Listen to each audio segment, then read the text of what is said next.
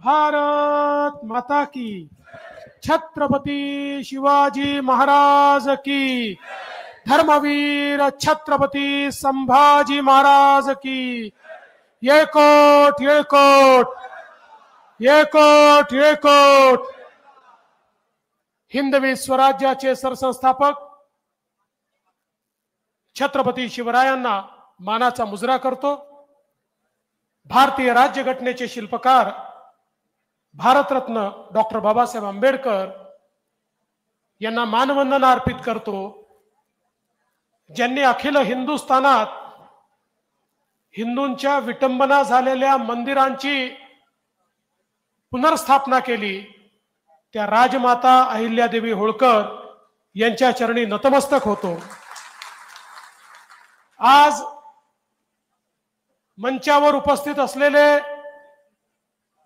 आपल्या सर्वांचे लाडके उमेदवार, आपले लोकप्रिय आमदार आणि जे तुमच्या सगळ्यांच्या आशीर्वादाने 23 तारखेला हॅट्रिक करणार आहेत आणि तिसऱ्यांदा निवडून येणार आहेत, ते डॉक्टर राहुल दादा आहेर, माननीय डॉक्टर भारतीताई पवार, मध्य प्रदेश मधचे खासदार राहुल सिंग लोधी, गुजरातचे आमदार केनू शंकरराव वाघ, सुनील भाऊ बच्छाव, त्याचप्रमाणे भाऊराव तांबडे, रवींद्र पगार, भूषण कासलीवाल, शांताराम ठाकरे, बाळासाहेब माळी, विलास डोमासे, अशोक भोसले, निवृत्ती पाटील, मनोज शिंदे, रघुनाथ अहेर, निलेश ढगे, प्रतापरावजी दिघावकर, राजाभाऊ अहिरे, मोहन शर्मा, मंचावर उपस्थित सर्व मान्यवर आणि या ठिकाणी उपस्थित माझ्या सर्व लाडक्या बहिणींनो आणि तितक्याच लाडक्या भावांनो, आज हिंदू हृदय सम्राट शिवसेना प्रमुख बाळासाहेब ठाकरे यांची पुण्यतिथी आहे. ज्या वाघानं हिंदूंना हिंदू म्हणून जगायला शिकवलं, ते शिवसेना प्रमुख बाळासाहेब ठाकरे सातत्याने आम्हाला प्रेरणा देतात आणि म्हणूनच त्यांच्या पुण्यतिथीच्या निमित्ताने मी त्यांना नमन करतो, अभिवादन करतो.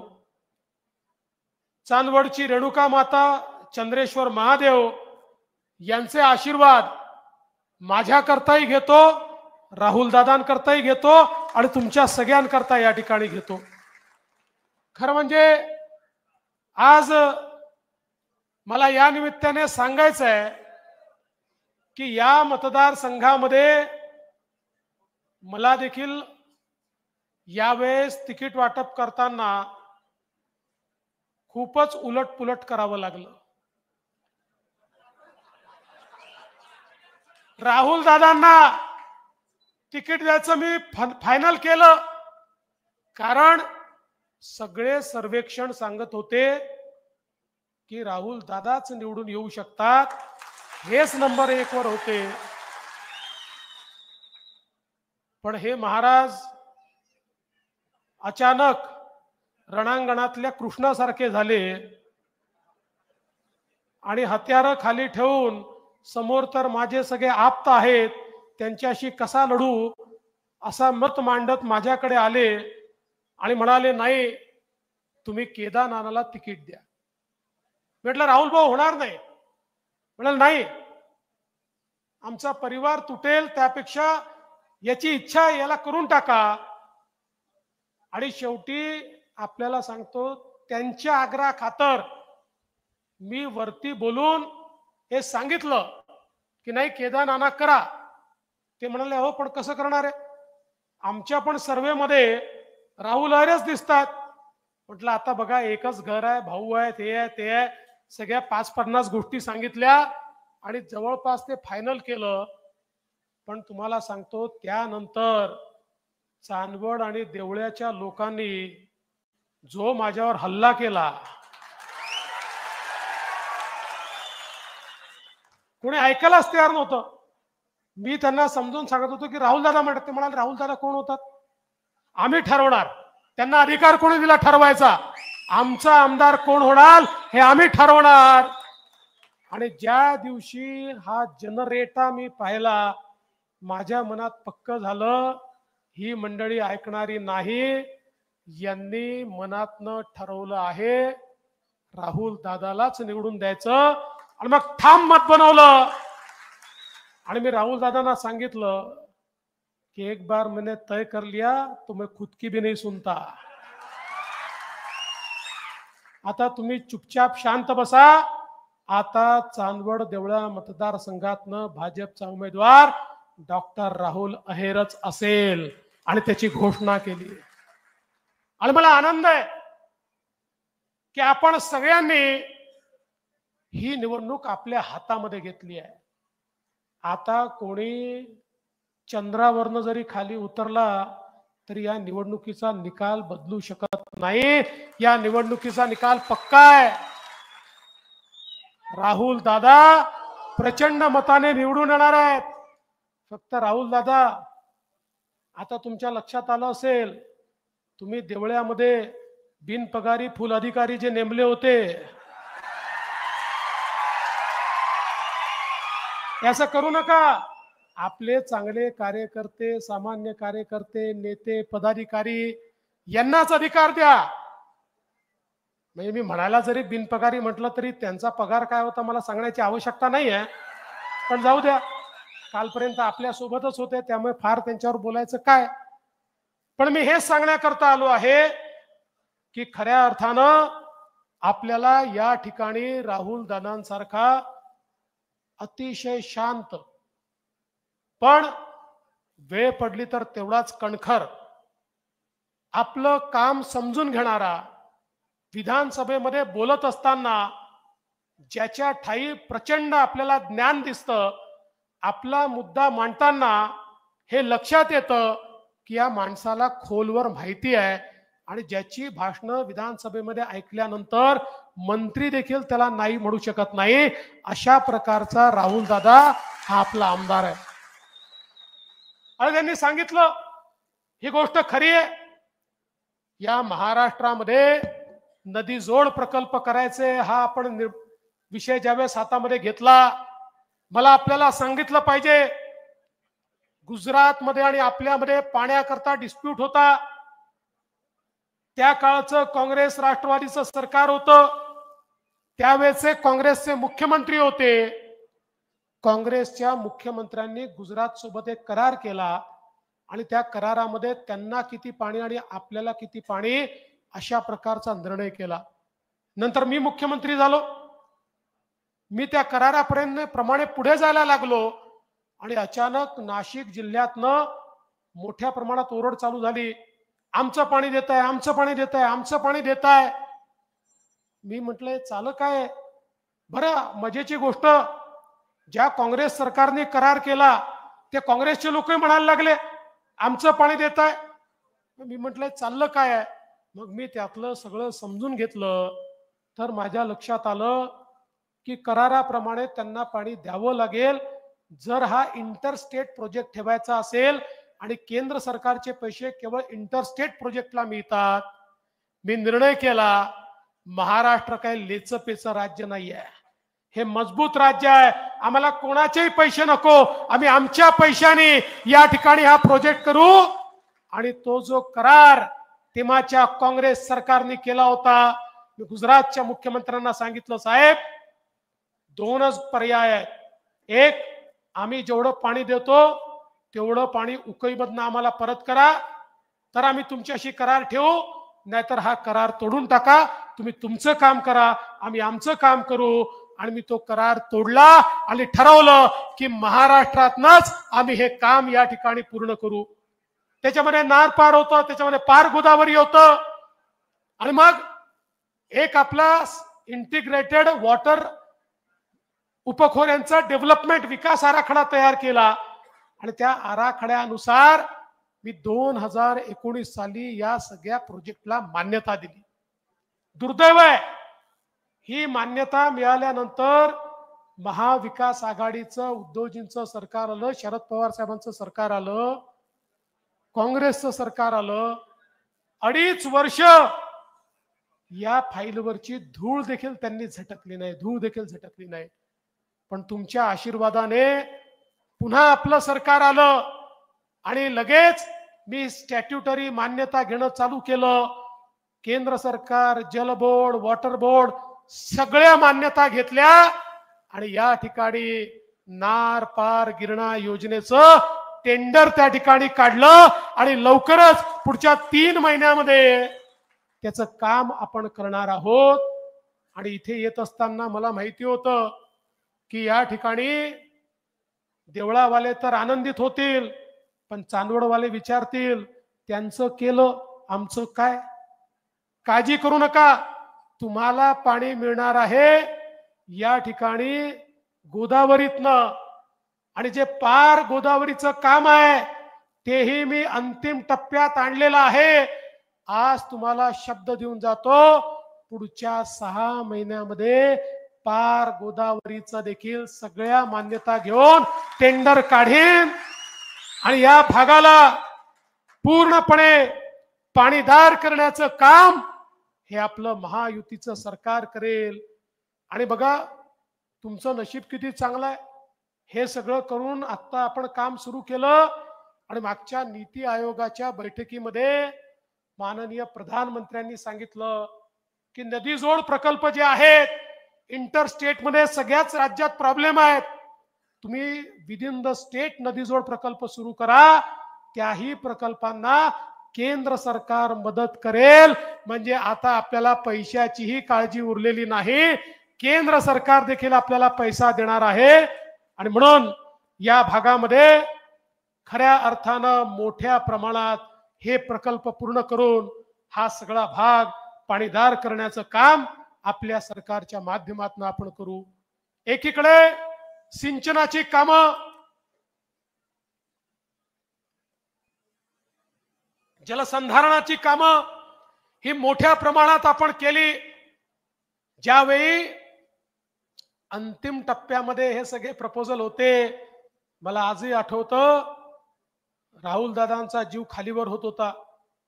कोणीतरी सांगितलं की परवाच त्या ठिकाणी आचारसंहिता लागणार. त्यांचा रात्री 2:30 वाजता मला फोन आला. मी म्हटलं काय झालं, काय ऍक्सिडेंट बिक्सिडेंट झालं? म्हणलं नाही साहेब, कळलंय आचारसंहिता लागणार आहे. आपलं नार पारचं जे आहे ते अंतिम टप्प्यामध्ये आहे, आचारसंहिता लागली तर काय. मी म्हटलं काळजी करू नका, अजून 1 महिना आचारसंहिता लागायला आहे, त्याच्या आधी मी काही झालं तरी याचं टेंडर तुम्हाला काढून देईल. तरी देखील शेवटच्या क्षणापर्यंत त्याचा पाठपुरावा राहुल दादा करत होते. त्यामुळे आज हे टेंडर या ठिकाणी निघालं. मला अतिशय आनंद वाटतो, अशा प्रकारचा पाठपुरावा करणारा आपला आमदार आहे. आज आपल्याला कल्पना आहे, आपल्या सरकारने शेतकऱ्यांकरता अनेक निर्णय घेतले. आमचा कांद्याचा शेतकरी अडचणीत होता, थोडा फटका देखील आम्हाला मिळाला नाही असं नाही आहे, नाराजीचा. आणि आम्हाला समजलंय की याच्या पुढे लक्षात ठेवावं लागेल.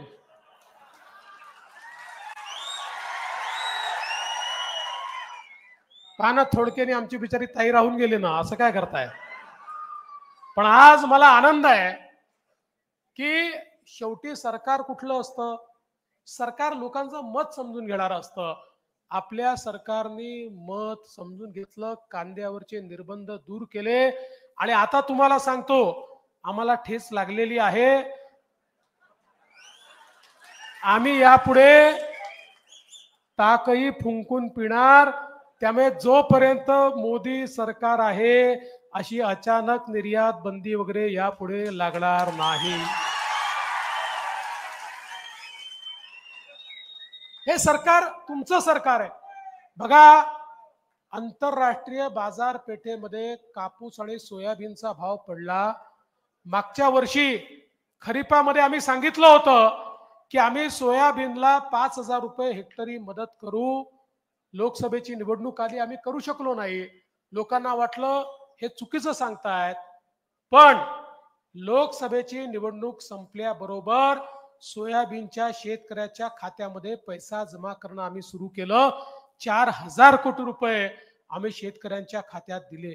यावर्षी सोयाबीन खरेदी करत असताना पावसाळा उशिरापर्यंत गेल्यामुळे सोयाबीनचं मॉइश्चर 18% गेलं. 12% वर खरेदी होत नाही.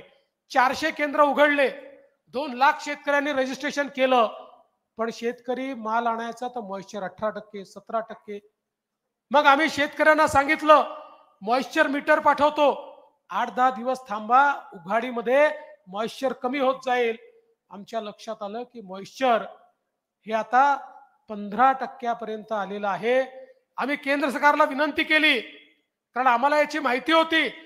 आम्ही आचारसंहितेपूर्वी केंद्राला पत्र पाठवलं होतं की तुम्ही यावेळेस सोयाबीनच्या खरेदीमध्ये मॉइश्चर कंटेंट 18% ठेवा, कारण आमच्याकडे पाऊस खूप उशिरापर्यंत पडलेला आहे, आता खरेदी होणार नाही. मला अतिशय आनंद वाटतो आणि आम्ही सांगितलं जर काही फरक आला तर पैसे आम्ही देऊ. मला अतिशय आनंद आहे, कालच केंद्र सरकारचा आदेश आला आणि 12%च्या ऐवजी त्यांनी 15%पर्यंतचं मॉइश्चर अलाउ केलं. त्यामुळे आता सगळ्या सोयाबीनची खरेदी हे राज्य सरकार हमी भावानं त्या ठिकाणी करेल. 400 केंद्र काढले आहेत आणि मोदीजींनी घोषणा केली आहे 6,000 रुपयाचा भाव देण्याची. आणि आम्ही तर आता योजना आणलेली आहे. काय योजना आणली आहे? भावांतर योजना. यानंतर जितके वेळा हमी भावापेक्षा बाजार भाव कमी होईल तितके वेळा यातला जो फरक असेल तो फरक राज्य सरकार थेट तुमच्या खात्यामध्ये त्या ठिकाणी देईल. एकाही सोयाबीन उत्पादकाचं नुकसान आता यापुढे आम्ही होऊ देणार नाही. पण काल परवा लबाडाचं आवतन चालू झालं. काही लोकांना मेसेज यायला लागले काँग्रेसचं सरकार आलं की 7,000 रुपये भाव देणार. मी म्हटलं चांगली गोष्ट आहे. काल फोन लावला कर्नाटकमध्ये, अरे म्हटलं काँग्रेसचं सरकार आहे, सोयाबीनचा भाव सांगा. माझ्याकडे कागद आहे, लिस्टच पाठवली त्यांनी. सगळ्या वेगवेगळ्या बाजारात कुठे 100 रुपये कमी, 100 रुपये जास्ती. ऍव्हरेज भाव किती आहे माहितीये? 3800 रुपये. कर्नाटकामध्ये 3800 भाव देतात आणि चोंबडे इथे येऊन सांगतात 7,000 रुपये भाव देऊ. म्हणून म्हटलं लबाडाचं आवतन जेवल्याशिवाय खरं नाही. पण आम्ही तुम्हाला सांगतो जे करतो तेच बोलतो, जे बोलतो तेच करतो. 6,000 रुपयाचा भाव देणार म्हणजे देणारच, हे तुम्हाला या निमित्ताने मी सांगण्याकरता आलोय.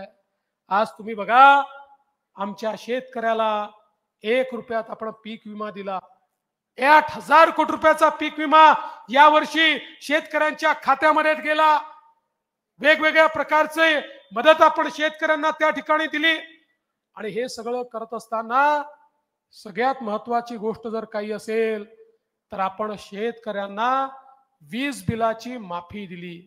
आपण सांगितलं तुम्हाला वीज बिल येईल, पण तुमच्या वीज बिलात तुम्हाला जे पैसे भरायचे ते राज्य सरकार भरून टाकेल. तुम्हाला 000चं वीज बिल येईल. पुढचे 5 वर्ष तुम्हाला विजेचं बिल येणार नाही. राहुल आहेर म्हणाले जन्मभर येणार नाही. अरे 5 वर्षानंतरची गॅरंटी मी कशी देऊ? यांनी पुन्हा 5 वर्षांनी निवडून दिलं तर पुन्हा, पण 5 वर्षाची आज गॅरंटी आहे. पुढचे 5 वर्ष तुम्हाला विजेचं बिल शेती पंपाचं येणार नाही. आणि माझा शेतकरी सारखा सातत्याने आम्हाला सांगतो दिवसा 12 तास वीज द्या, 365 दिवस दिवसा वीज द्या, लोड शेडिंग रहित आम्हाला वीज द्या. आज आपण कधी दिवसा देतो, कधी रात्री देतो, मध्येच 8 तास देतो. अशा अनेक अडचणी आहेत. आणि म्हणून या देशातली पहिली शेती वीज वितरण कंपनी सेपरेट ही मी ऊर्जा मंत्री म्हणून महाराष्ट्रात तयार केली. आणि या कंपनीच्या अंतर्गत 14,000 मेगावॅटचे विजेचे सौरचे प्रकल्प सुरू केले. 2,000 मेगावॅटचे पूर्ण झाले. 18 महिन्यामध्ये 14,000 मेगावॅटचे प्रकल्प पूर्ण केल्यानंतर 365 दिवस आमच्या शेतकऱ्यांना दिवसा 12 तास अखंडित वीज मिळेल. आणि कोणाला रात्री पाहिजे असेल तर 24 तासाची वीज देखील या ठिकाणी मिळेल. ही व्यवस्था या महाराष्ट्रामध्ये आपण केली. आज आपल्याला 8 रुपयाला जी वीज पडते आणि 15,000 कोटी रुपयाची सबसिडी द्यावी लागते। या सौर ऊर्जेमुळे केवळ 3 रुपयाची ती वीज आपल्याला पडते आहे।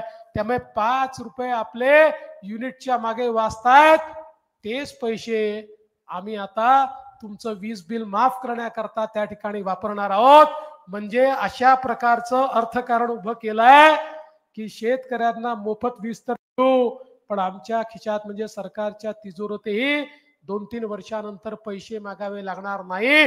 ऑटो पायलट मोडवर तुम्हाला त्या ठिकाणी शून्य वीज बिल येईल, अशा प्रकारची व्यवस्था आपण तयार केली। आणि आता तर आपण अजून एक निर्णय घेतलेला आहे। पुन्हा एकदा महायुतीचं सरकार आलं, आमचे राहुल दादा या ठिकाणी हॅट्रिक करून परत आले की आम्ही ठरवलंय शेतकऱ्यांना कर्जमाफी आम्ही देणार आहोत। शेतकऱ्यांच्या 7/12वर कर्जाचा उतारा राहणार नाही, अशा प्रकारचा निर्णय देखील आपल्या सरकारने घेतलाय। हे सरकार सामान्यांकरता काम करणारं सरकार आहे। बंधू भगिनींनो, दीन दलित, गोर गरीब, आदिवासी, शेतकरी, शेतमजूर, महिला, अल्पसंख्याक, ओबीसी, आमचा मराठा समाज, धनगर समाज, प्रत्येक समाजाकरता वेगवेगळ्या योजना तयार करून त्या समाजातल्या शेवटच्या घटकापर्यंत पोहोचण्याचं काम आपल्या सरकारने केलं। आणि आपल्या देशाच्या प्रधानमंत्र्यांनी आपल्याला एक संकल्प दिला, आणि तो काय संकल्प होता की आपल्याला जर विकसित भारत करायचा असेल तर या भारताची 50% लोकसंख्या म्हणजे आपल्या माता भगिनी या जोपर्यंत सामाजिक आर्थिक परिवर्तनाचा केंद्रबिंदू होत नाही तोपर्यंत या देशाला विकसित करता येणार नाही। आणि म्हणून प्रधानमंत्र्यांनी बेटी बचाओ बेटी पढाओ पासनं लखपती दीदी पर्यंतचे कार्यक्रम आखले। मागच्या काळामध्ये नाशिकमध्येच लखपती दीदीचा नाही, जळगावला झाला होता लखपती दीदीचा कार्यक्रम। लखपती दीदी म्हणजे मोदीजींच्या योजनेतनं व्यवसाय सुरू करून ज्या महिला वर्षाला 1 लाख रुपयापेक्षा जास्त पैसा कमावतात त्या लखपती दीदी आहेत। महाराष्ट्रामध्ये 11 लाख लखपती दीदी तयार झाल्या, आता 25 लाख करणार आहोत आणि 2028 पर्यंत 50 लाख लखपती दीदी आम्हाला करायचे आहेत। डॉक्टर राहुल अहेर, तुम्हाला माझं आव्हान आहे, आम्हाला 50 लाख करायचे आहेत। तुमच्या मतदारसंघात किमान माझ्या 25,000 लाडक्या बहिणींना लखपती दीदी तुम्ही करा। तुम्हाला जी मदत लागेल हा देवा भाऊ तुम्हाला मदत करेल, पण माझ्या लाडक्या बहिणी या लखपती दीदी झाल्या पाहिजे। आपण लेक लाडकी सारखी योजना सुरू केली, ज्या योजनेच्या अंतर्गत आपण घरामध्ये मुलगी जन्माला आली, ती जन्माला आल्याबरोबर 5,000 रुपये, ती 4थ्या वर्गात गेली की 5,000 रुपये, 7व्या वर्गात गेली की 7,000 रुपये, 11व्या वर्गात गेली की 8,000 रुपये, ती 18 वर्षाची झाली की 75,000 रुपये, असे 1 लाख रुपये त्या घराला देतो। घरामध्ये लक्ष्मी आली आहे याचं प्रत्यंतर यावं आणि मुलीच्या जन्माचं स्वागत व्हावं, अशा प्रकारची योजना आपण सुरू केली आहे। दुसरी योजना आपण सुरू केली, अलीकडच्या काळामध्ये आपल्याला कल्पना आहे उच्च शिक्षणामध्ये फी खूप मोठी द्यावी लागते। खासगी कॉलेजमध्ये 2 लाख 4 लाख 5 लाखाची फी आहे। जो गरीब आहे, जो मध्यमवर्गीय आहे, त्याच्या घरी एक मुलगा असेल एक मुलगी असेल, एकाला शिकवायची ऐपत असते। मग साहजिक मुलीला बोलावून सांगितलं जातं, बेटा डॉक्टर इंजिनियर करायचं आहे तर तुझ्या भावाला आम्ही शिकवतो, तू BA BCom करून टाक, तुझं तर आम्हाला लग्नच करायचं आहे। अतिशय हुशार असलेली ही मुलगी पैशा अभावी शिकू शकत नाही। पण आता आम्ही मुलीच्या आई बापाला सांगितलं, पैशा अभावी तुम्ही तुमच्या मुलीला शिकवू शकत नसाल, काळजी करू नका, मुलीचे मामा मुंबईच्या मंत्रालयामध्ये बसलेले आहेत, ते मामा मुलीचं शिक्षण करतील। आता 2 लाख 4 लाख 5 लाख 6 लाख जी काही फी असेल, जी काही फी, ती सगळी फी राज्य सरकार भरणार। माझी प्रत्येक मुलगी शिकणार आणि विकसित भारत आणि विकसित महाराष्ट्र तयार करणार, हे काम आपल्या सरकारने केलं आहे। आपल्या महिलांकरता आपण त्या ठिकाणी एसटी मध्ये कन्सेशनची योजना सुरू केली। एसटी मध्ये 50% सूट आपण महिलांना दिली. 1.5 वर्षापासून योजना चालली आहे. योजना जेव्हा सुरू केली, एसटी महामंडळाचे लोक धावत आले, म्हणाले साहेब ही योजना करू नका. म्हटलं काय झालं? आधीच एसटी तोट्यात आहे, खड्ड्यात जाईल. अरे सांगता आम्ही पैसे देऊ, पण ही योजना आपल्याला चालवायची आहे. 1.5 महिन्यापूर्वी पुन्हा आले, म्हटलं आता काय? म्हणजे साहेब एक सांगायला आलो. म्हटलं काय? म्हणजे काही झालं तरी ही योजना बंद करू नका. अरे म्हटलं अजब लोक आहे, आधी येता सुरू करू नका, आता येता बंद करू नका. म्हणाले काय सांगायचं, योजना सुरू झाल्यापासनं इतक्या महिला प्रवास करायला लागल्या की तोट्यात असलेली आमची एसटी फायद्यामध्ये आली, त्यामुळे आता ही योजना बंद करू नका. मी देखील थोडी माहिती काढली. माझ्या लक्षात आलं अलीकडच्या काळामध्ये आमच्या लाडक्या बहिणी आमच्या भाऊजींना सांगतात तालुक्याला जायचंय, जिल्ह्याला जायचंय, तुम्ही घरी बसा, मीच जाऊन येते. तुम्ही गेलात तिकिटाचे पैसे दुप्पट, तिथे गेल्यावर पान तंबाखू खर्रा ठर्रा काय काय कराल आणि पैसे बर्बाद करून याल. मी अर्ध्या पैशामध्ये घरचे पैसे त्या ठिकाणी वाचवते. त्यामुळे माझ्या लाडक्या बहिणीच आता बसनी निघालेल्या आहेत. पण बंधू भगिनींनो, या सगळ्याच्या सोबत एक अजून महत्वाची योजना आपण आणली. ती योजना म्हणजे मुख्यमंत्री माझी लाडकी बहीण योजना. ज्या योजनेच्या अंतर्गत आमच्या बहिणींच्या खात्यावर 1500 रुपये महिना आम्ही देतोय. मला या ठिकाणी सांगितलं पाहिजे, जेव्हा ही योजना सुरू केली, हे काँग्रेसचे, शरद पवार गटाचे, उबाठाचे लोक, आमदार आम्हाला वेड्यात काढायचे, आमची मजाक करायचे. हे तर होतच नाही, हे तर जमणारच नाही, तुम्ही मूर्ख बनवताय, जुमला. त्यांच्या नाकावर टिचून 2.5 कोटी बहिणींच्या खात्यामध्ये नोव्हेंबर पर्यंतचे सगळे पैसे टाकून दिले. त्यांची थोबाड एवढी एवढी एवढी एवढी झाली. पण बहिणींनो, या ठिकाणी मला तुम्हाला सांगायचंय, जसे आम्ही तुमचे सख्खे भाऊ आहोत ना, तुमचे काही सावत्र भाऊ देखील मार्केटमध्ये फिरताय. हे उबाठावाले, हे शरद पवार गटाचे तुतारीवाले, हे काँग्रेसचे तुमचे काही या ठिकाणी भाऊ आहेत. हे का बरं सावत्र भाऊ आहेत माहितीये? तुम्हाला मिळालेली योजना पाहवली नाही म्हणून हे कोर्टामध्ये गेले, कोर्टात गेले आणि त्या ठिकाणी हायकोर्टमध्ये पिटिशन टाकली. कोणी टाकली माहितीये? काँग्रेसचे अध्यक्ष नाना पटोले यांचे अधिकृत निवडणूक प्रमुख अनिल वडपल्लीवार हे महाविकास आघाडीच्या वतीनं हायकोर्टमध्ये गेले आणि हायकोर्टात सांगितलं ही लाडकी बहीण योजना, ही लेख लाडकी योजना, ही पिंक रिक्षा योजना, ही कन्सेशनची योजना, या सगळ्या योजना बंद करून टाका. त्यांनी सांगितलंय योजना म्हणजे पैशाचा चुराडा आहे, त्यामुळे या योजना बंद करा. पण काळजी करू नका, तुमचे सख्खे भाऊ त्या ठिकाणी होते.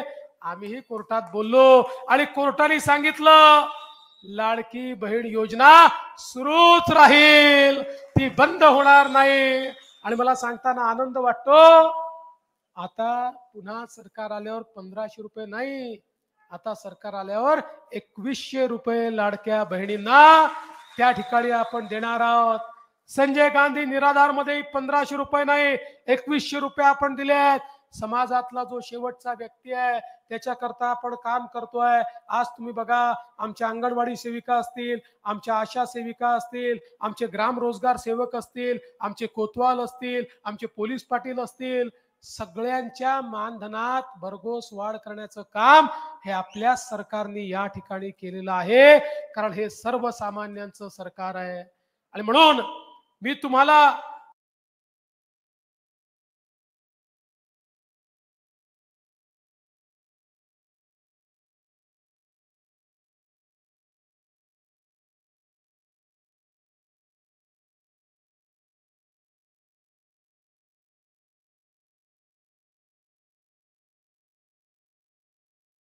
एवढीच विनंती करण्याकरता आलो आहे.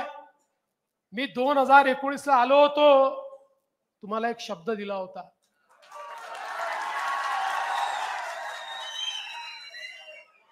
दुर्दैवाने माझ्याशी बेईमानी झाली, माझं सरकारच आलं नाही. मग जेव्हा आलं त्यावेळेस असं आलं की आम्हाला एक्सपान्शन करायला स्कोपच नव्हता. आम्ही 25 पदं रिकामी ठेवली. पण आज मी तुम्हाला छाती ठोकपणे सांगून जातो, तुम्ही मला आमदार द्या राहुल अहिरांच्या रूपाने. पहिल्याच एक्सपान्शन मध्ये कॅबिनेट मंत्री परत पाठवतो.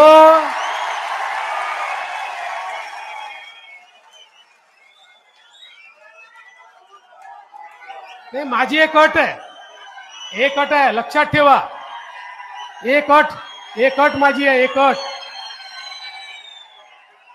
अट अशी आहे, 20,000च्या आत लीड असेल तर राज्यमंत्री, मग कॅबिनेट नाही.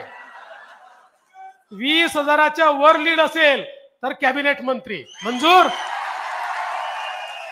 त्यामुळे या महाराष्ट्रामध्ये पुन्हा एकदा महायुतीचं सरकार आणण्याकरता कमळाची बटन दाबा, मला आमदार द्या, मी तुम्हाला मंत्री देतो, एवढंच बोलतो आणि माझं बोलणं संपवतो. धन्यवाद.